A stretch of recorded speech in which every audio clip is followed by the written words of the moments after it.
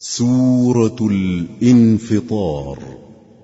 شروع اللہ کا نام لے کر جو بڑا مہربان نہایت رحم والا ہے۔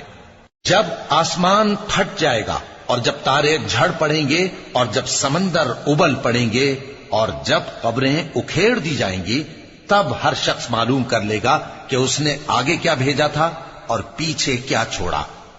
اے انسان، تجھ کو اپنے رب کریم کے بارے میں کس چیز نے دھوکہ دیا؟